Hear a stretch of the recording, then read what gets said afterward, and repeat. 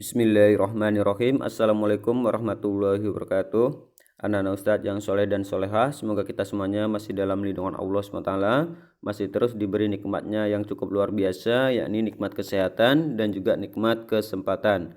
Pada kesempatan ini, Ustadz akan melanjutkan pelajaran tematik kita, yaitu masih di tema 4 tentang sehat itu penting, subtema 3, yaitu cara memelihara kesehatan organ peredaran darah pada manusia, muatan PKN KD 3.6 dan 4.6. Bagi anak Ustadz yang punya buku, silakan buka bukunya halaman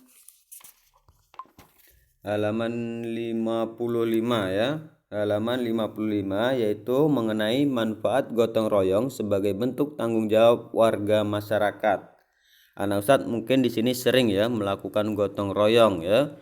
Gotong royong itu bisa anak Ustadz lakukan di dalam rumah, di lingkungan rumah, di kelas, di lingkungan sekolah, bahkan di lingkungan masyarakat ya. Kita lihat gambar di sini.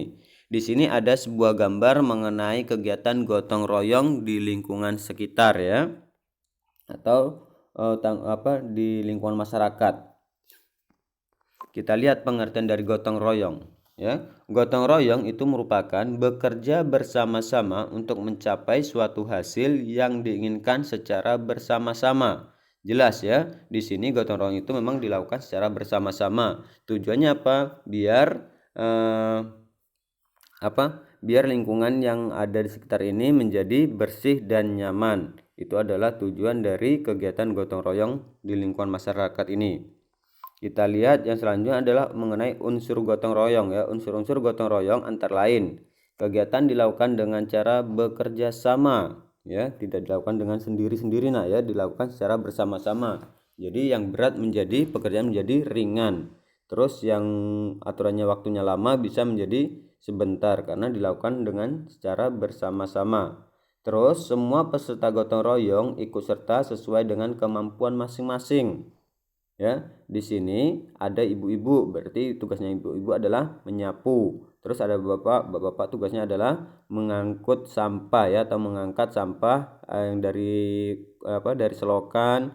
Terus ada juga yang memindahkan sampah dari selokan ke dalam tong sampah ya. Itu adalah unsur-unsur dalam gotong royong. Terus dilakukan secara sukarela dan tanpa pamrih. Jadi kegiatan gotong royong itu tidak ada yang namanya mendapatkan upah atau mendapatkan imbalan ya. Upahnya itu apa? Nanti upahnya adalah menjadi lingkungan menjadi bersih dan nyaman. Terus bermanfaat bagi kepentingan bersama. Jelas ya. Namanya gotong royong itu manfaatnya nanti pasti untuk kepentingan bersama, tidak pribadi ya. Terus kita lihat manfaat dari gotong royong. Ya, manfaat gotong royong itu adalah membuat pekerjaan menjadi lebih cepat selesai. Coba Anda bayangkan kalau seandainya gotong royong bersihkan lingkungan kelas saja ya, lingkungan kelas kalau anak Ustaz membersihkan sendiri ya. Itu kalau dikerjakan sendiri dengan dikerjakan secara kelompok itu lebih cepat mana? Jelas ya, dikerjakan secara bersama, ada yang mengangkat kursi, ada yang menyapu, ada yang membuang sampah. Nah, itu cepat selesainya. Tapi kalau kita lakukan dengan sendiri itu akan lama selesainya.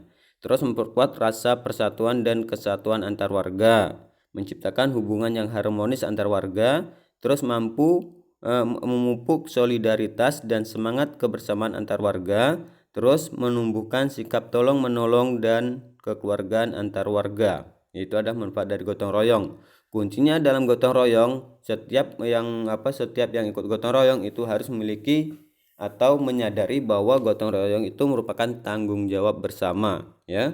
Jangan ada yang gotong royong tapi ada yang santai di situ. Itu ada kunci dalam melakukan gotong royong. Terus yang selanjutnya adalah mengenai hak, kewajiban dan tanggung jawab sebagai warga masyarakat. Kita lihat hak ya, hak sebagai warga masyarakat yaitu adalah sesuatu yang diperoleh seseorang sesuai dengan kedudukan sebagai warga masyarakat ya, itu adalah haknya. Contohnya seperti menikmati lingkungan yang bersih dan sehat, itu adalah hak kita sebagai warga masyarakat untuk mendapatkan lingkungan yang bersih dan sehat. Terus mendapatkan jaminan keamanan, mengikuti kegiatan yang diselenggarakan di lingkungan sekitar, menyampaikan pendapat atau saran dalam diskusi dengan warga sekitar. Jadi dalam diskusi kita berhak untuk menyampaikan pendapat ya, itu hak kita. Terus kita juga boleh mencalonkan diri sebagai ketua RT, ya. Ya, itu adalah hak kita. Nah, terus yang selanjutnya adalah tanggung jawab. Nah, ya.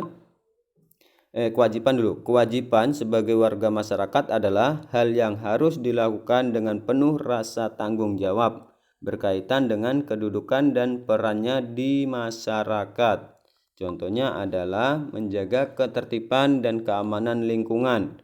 Itu adalah kewajiban kita untuk menjaga keamanan dan ketertiban di lingkungan kita. Terus menjaga kebersihan, saling menghormati dan menghargai, ya. Terus menghargai pendapat orang lain. Terus mematuhi peraturan yang berlaku dalam masyarakat. Itu adalah contoh dari kewajiban kita sebagai warga masyarakat. Yang selanjutnya baru mengenai tanggung jawab, ya. Tanggung jawab sebagai warga masyarakat adalah kesadaran seseorang akan tugas dan kewajibannya sebagai warga masyarakat. Contohnya adalah mengikuti pemilihan ketua RT, itu tanggung jawab kita. Nah, menghargai hasil diskusi, membuang sampah di tempat sampah, mengikuti kerja bakti membersihkan lingkungan dan melaksanakan ronda malam, itu tanggung jawab kita, nah, ya. Oke, di sini akibat tidak melaksanakan hak, kewajiban dan tanggung jawab sebagai warga masyarakat, ya, akan nanti kalau seandainya kita tidak mau melaksanakan hak, kewajiban dan tanggung jawab kita sebagai warga masyarakat, nanti akan muncul kesenjangan di antara masyarakat. Contohnya kita tidak mau ikut gotong royong.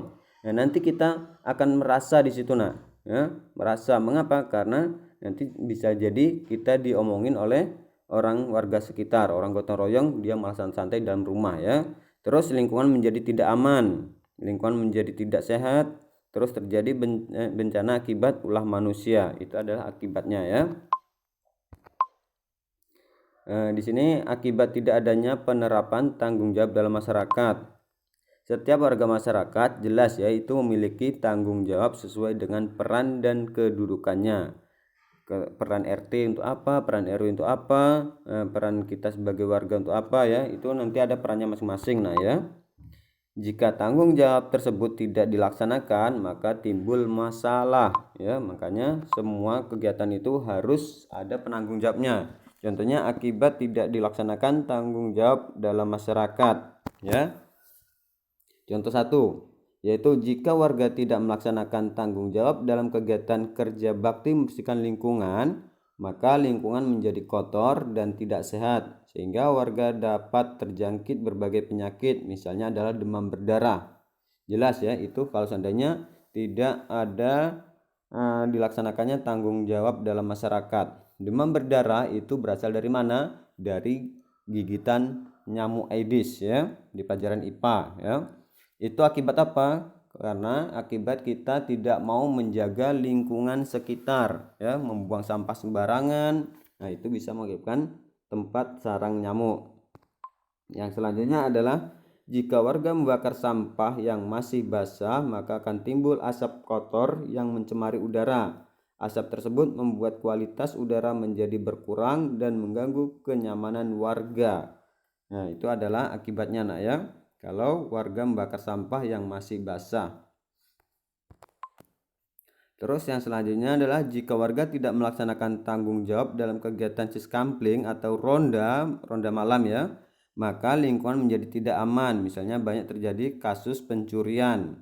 Mengapa? Karena tidak ada yang jaga ronda malam. Ya, mungkin cukup sekian dulu penjelasan Ustadz mengenai muatan BKN. Lebih dan kurang Ustadz mohon maaf. Ustadz akhiri dengan wabillahi taufiq wal hidayah. Wassalamualaikum warahmatullahi wabarakatuh.